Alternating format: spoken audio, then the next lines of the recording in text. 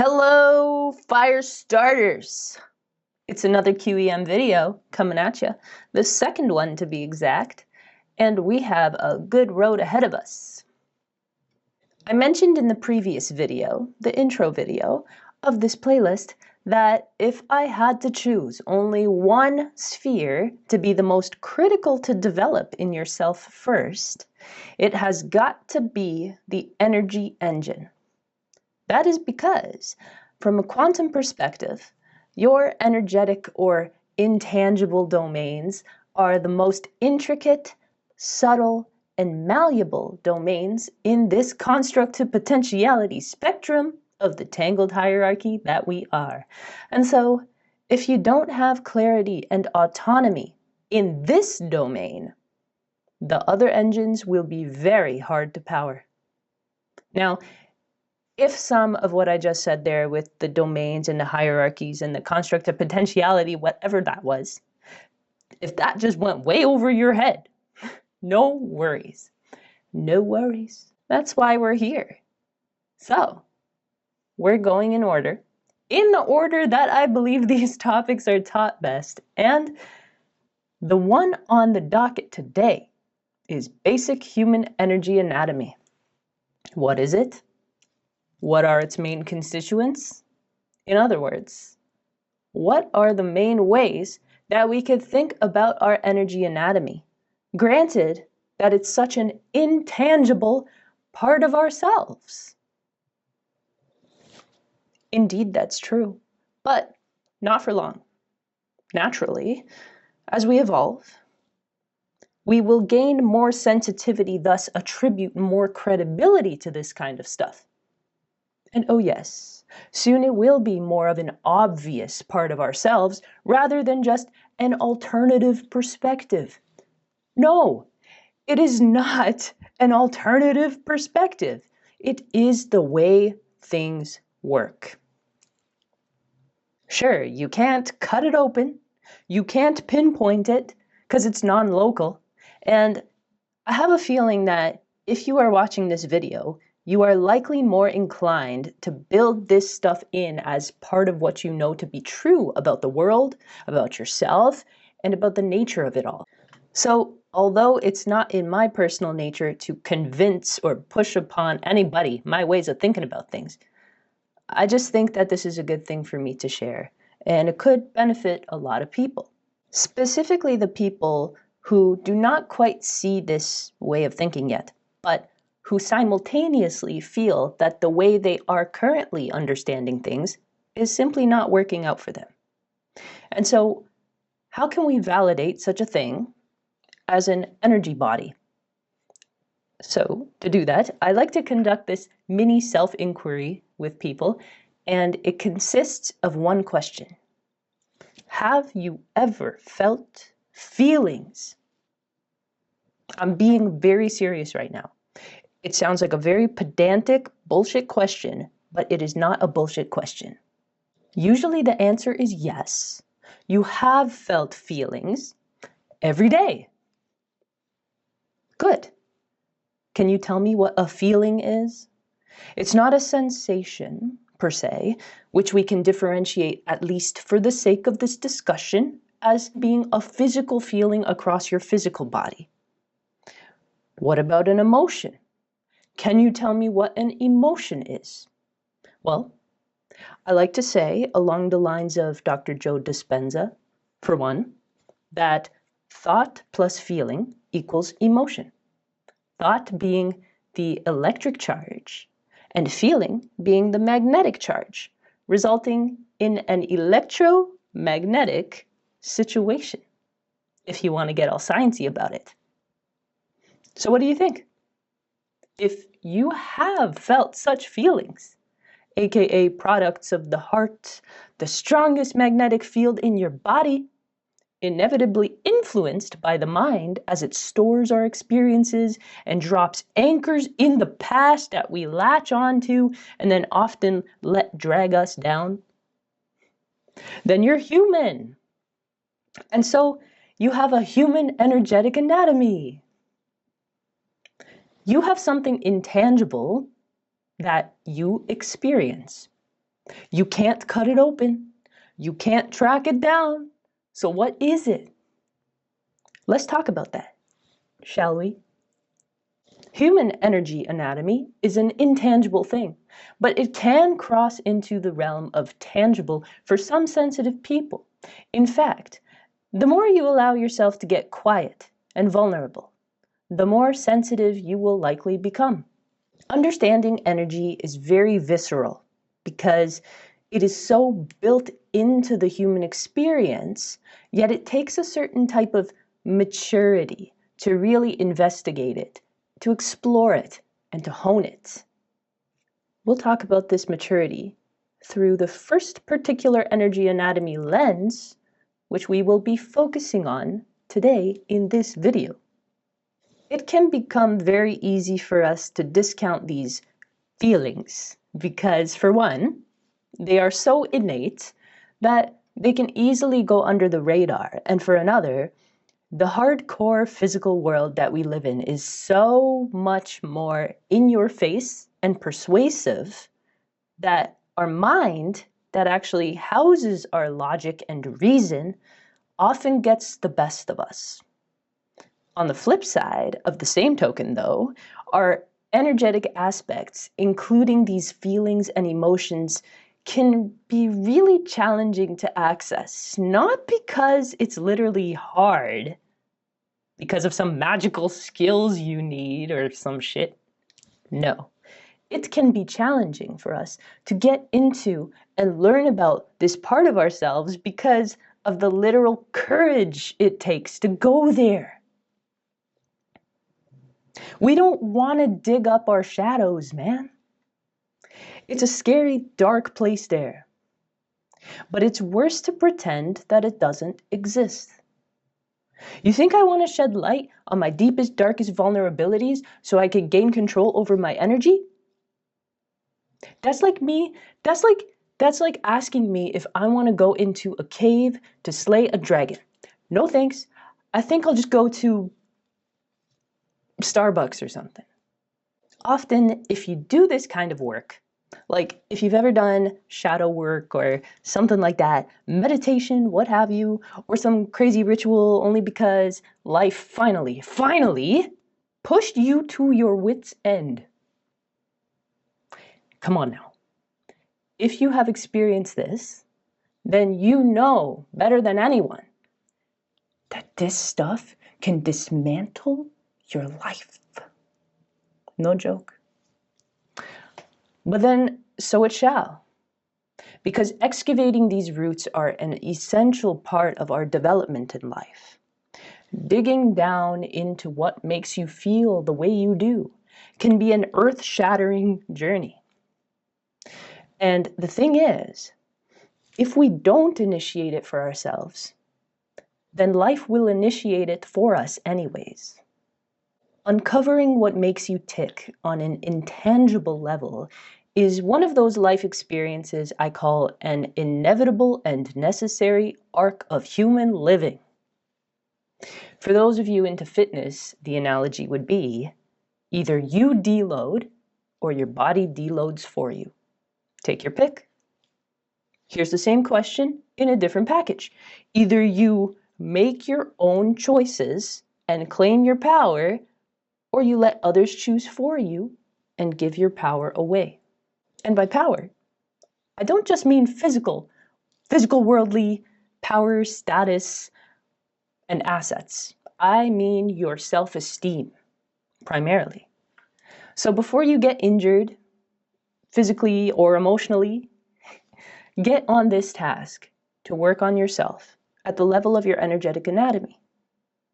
For me to help guide you through this, I'm going to be sharing with you throughout this playlist the mental scaffolding of chakras, aka energy centers or power centers of the body, however you want to call them, the biofield that is a resultant of our energetic emissions, which contribute to the influence we have on all things. I'm going to give you a better map of the types of energy there are as well, because science class has either been a minute or has simply not been clear about it enough. School is all a haze to me. I'm gonna be firing up the conversation with you about elements too.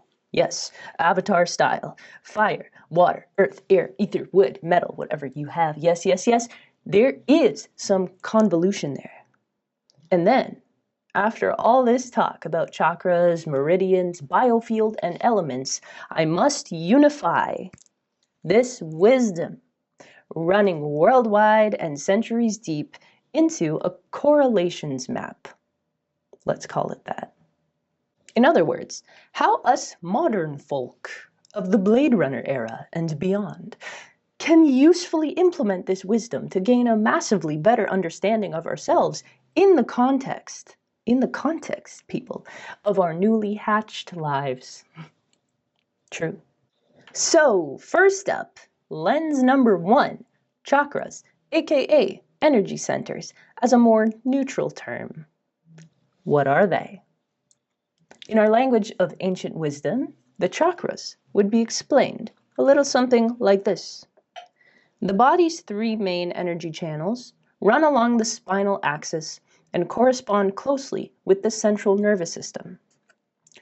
The primary channel, Sushumna, is flanked by 2 subtle currents, Ida and Pingala, essentially male and female energies.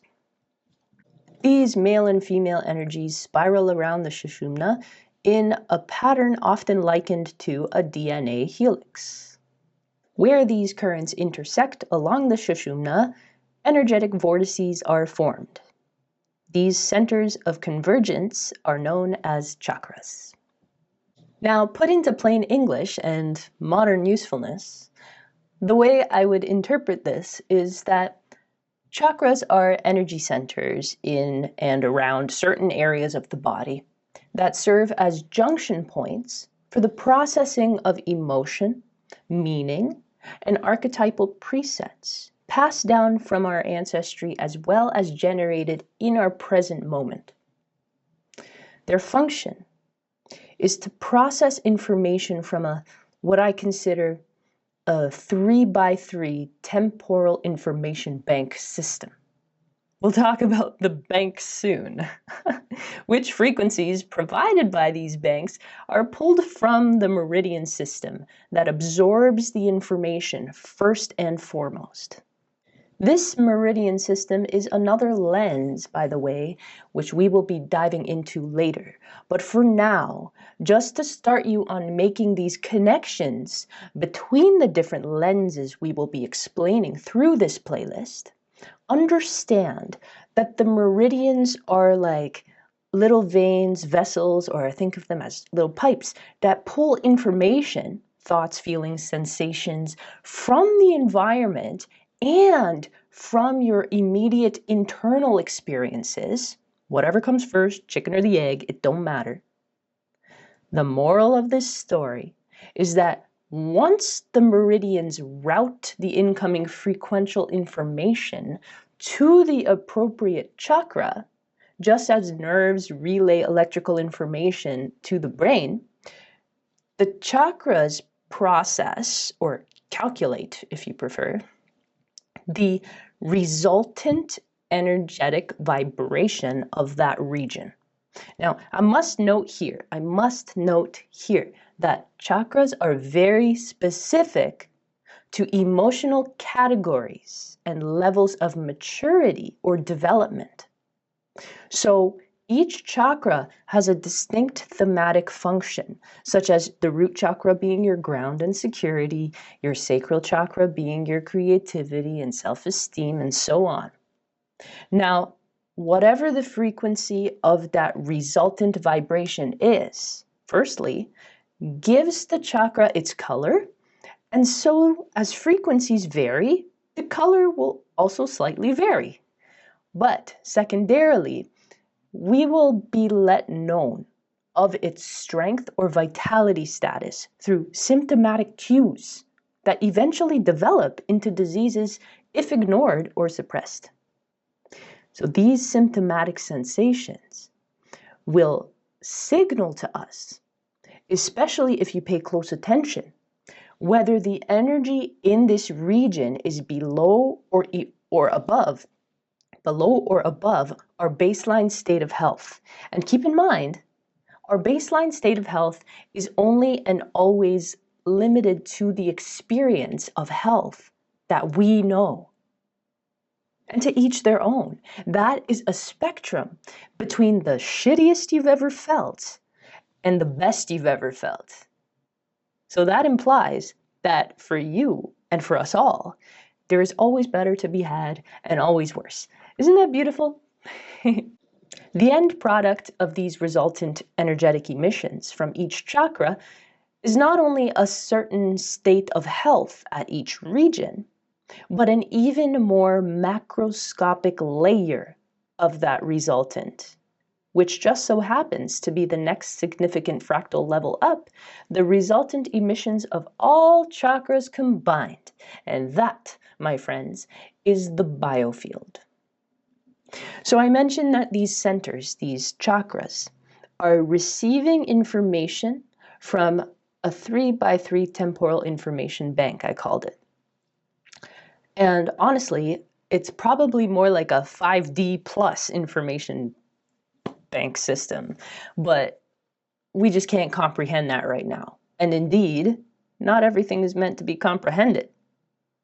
So starting with our comprehensible working version of where our chakras are drawing information from to be processed, I need you to know that we are constantly, passively receiving information from all domain levels as we move through events in our lives. Physical, vital, mental, supramental bliss. I will go deep dive into that in another video, but it does require a whole video. I will lead you there later. So for now, just listen to this one. Follow the order. Here we go. We are receiving information as chemistry from the local organs, as meaning, attributions from the mind, and as resultant emotional states from thought plus feeling. So that's the first three. That's where we're drawing, that's what kind of information we're drawing in. The second three is that it's pulling those first three from the present, past, and the future.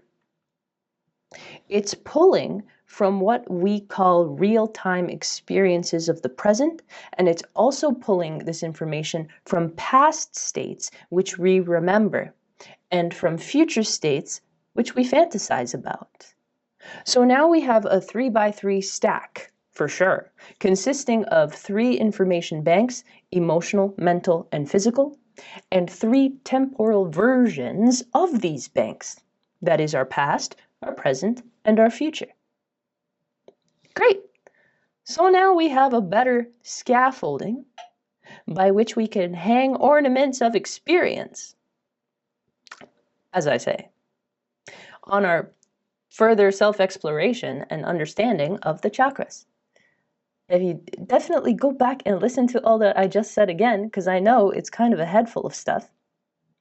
But I hope it's resonating with you thus far. So let's keep going. To wrap up how chakras, aka energy centers in modern terms, tie into your understanding of human energy anatomy, I would say to imagine that your body is an antenna. It's an antenna, constantly exposed to and interacting with all kinds of different types of information in this great resultant field around us that I'll talk about later.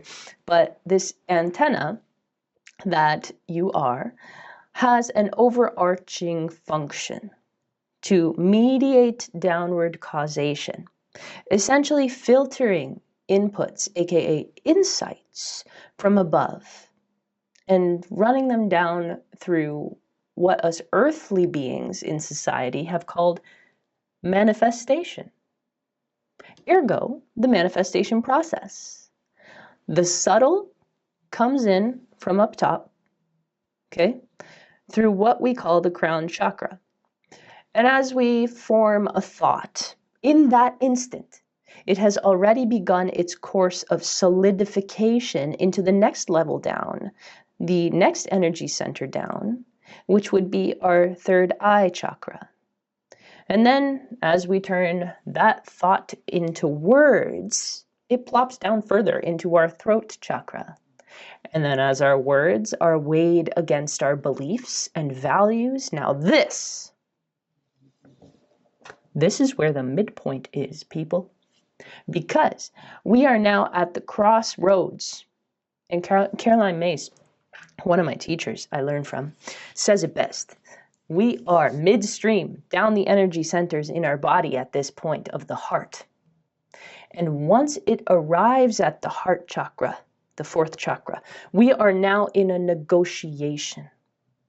Because we know, we intuitively, viscerally know that if it passes the heart chakra, there is no turning back.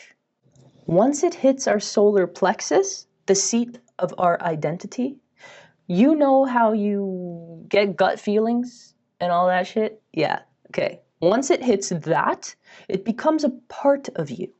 We literally digest it. Now, now it's gonna come out the other end, one way or another, you know what I mean?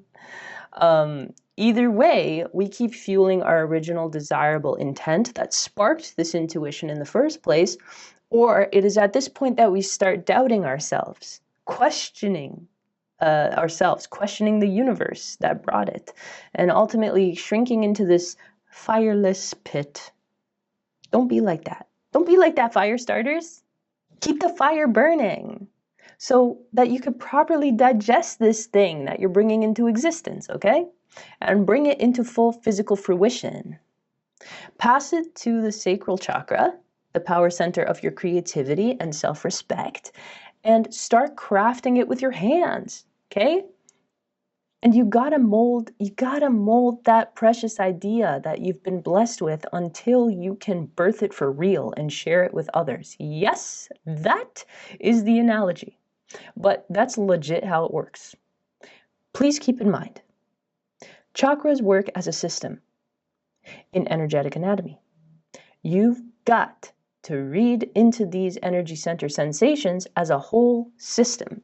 In other words, just because, let's say, you have a chronic heart problem, it does not mean that the root cause is only in the heart chakra. You cannot say that if you have a chronic digestive problem that it must only be in the solar plexus chakra or something. That's not so.